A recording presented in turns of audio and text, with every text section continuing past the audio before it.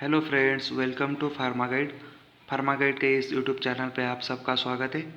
तो फ्रेंड्स, आज हम देखने जा रहे हैं जीपैड क्या रहता है। जीपैड के बारे में हम डिस्कस करेंगे। तो जीपैड रहता है तो ग्रेजुएट फार्मेसी एप्टीट्यूड टेस्ट, इसका ये लॉन्ग फॉर्म है जीपैड का। तो उसकी इम्पोर्टेंस देखेंगे। अगर आप जीपैड एग्ज़ाम आपने क्रैक की हो, यानी कि आप क्वालिफाई हो जाते हो जीपैड एग्ज़ाम के लिए, तो उसके बाद में हम मास्टर्स कोर्स के लिए और एलिजिबल रह जाते हो, यानी एम फार्म या फार्मा एमबी के लिए आप दे सकते हो। तो उसके लिए बी फार्म आपका कंप्लीटेड होना चाहिए, यानी कि ये आप फाइनल ईयर के बी फार्म में हो तो ओनली फाइनल ईयर के बी फार्म के ही स्टूडेंट एलिजिबल रहते हैं जीपैड के एग्ज़ाम के लिए। तो उसके लिए 12,400 पर मंथ स्कॉलरशिप मिलती है, AICTE की तरफ से न्यू दिल्ली प्रोवाइड करता है वो। जो जीपैड के लिए क्वालिफाइड स्टूडेंट होते हैं उनके लिए वो प्रोवाइड करते हैं। तो उसका प्रिपरेशन कैसा करना चाहिए जीपैड का। तो जीपैड का प्रिपरेशन करते समय आपको इजी ट्रिक्स, यानी कि डिफरेंट टेक्निक्स यूज करनी चाहिए। तो प्रीवियस ईयर के जो क्वेश्चंस पेपर रहते हैं वो अपने को सॉल्व करना चाहिए। तो सबसे इम्पोर्टेंट चैप्टर जो है तो फार्माकोलॉजी के आते हैं, उसके क्लासिफिकेशन भी आते हैं, 25-30% आते हैं क्वेश्चंस इस सेक्शन में, मतलब जीपैड के एग्ज़ाम पेपर में। तो उसके लिए 4 to 5 न्यूमेरिकल प्रॉब्लम आपको हर हर क्वेश्चन में से आपको प्रैक्टिस करना पड़ेगा। तो ऑर्गेनिक और फिज़िकल केमिस्ट्री, मतलब और 12th साइंस लेवल के जो क्वेश्चंस रहते हैं वो भी पूछे जाते हैं जीपैड के एग्ज़ाम में। तो जीपैड एग्ज़ाम का पैटर्न क्या होता है तो देखते हैं। जीपैड का पेपर जो रहता है वो रहता है 125 क्वेश्चंस रहते हैं, यानी कि MCQs रहते हैं। हर एक क्वेश्चन 4 मार्क के लिए आता है। तो टोटल मार्क रहते हैं 500। तो टोटल लिमिट जो रहती है, मतलब टाइम लिमिट जो रहता है वो 3 आवर्स, यानी कि 180 मिनट का रहता है। तो उसके लिए निगेटिव मार्किंग रहती है। अगर आपका एक गलत जवाब आया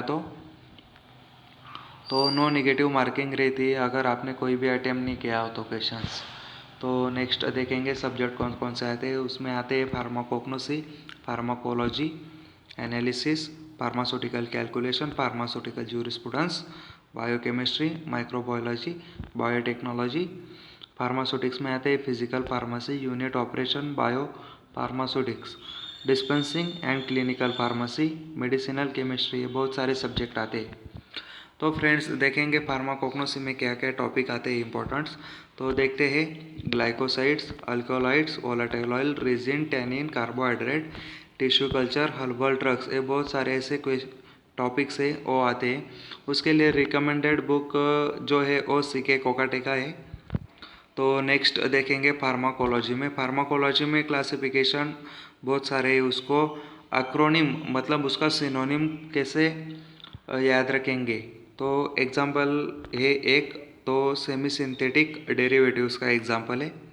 तो एट्रोपिन, मिथोनाइट्राइड, होमोट्रोपिन, एप्राट्रोपियम ब्रोमाइड, ट्राइट्रोपियम ब्रोमाइड। मतलब उसका जो है वो ब्रैकेट में दिया हुआ है, तो AHITH, मतलब वो जो सेमी सिंथेटिक डेरिवेटिव के जो पहले वर्ड्स है उसका ये शॉर्ट फॉर्म है। मतलब उसके ऐसे ही सिनोनिम आपको रिमाइंडर, यानी कि याद करने हैं फार्माकोलॉजी के इस सब्जेक्ट में। तो उसका बुक रिकमेंडेड है, तो KD त्रिपाठी का जो बुक है वो आपको यूज़ करना है। तो फार्मास्यूटिकल एनालिसिस के है जो रिलेटिवली इजी और only the question require in understanding the concept. तो उसके इम्पोर्टेंट टॉपिक है EV, IR, NMR, mass spectroscopy, chromatography, polarography and polarometry, flame photometer, conductometry, amperometry and potentiometry. ये बहुत सारे इंपॉर्टेंट टॉपिक है, बस ये याद करना है आपको। और रिकमेंडेड बुक जो है वो उसका है चटवाल का है, और एक है रेमिंगटन का। और नेक्स्ट है फार्मास्यूटिकल केमिस्ट्री में आपको कंसेप्चुअल क्लैरिटी होनी ज़रूरी चाहिए।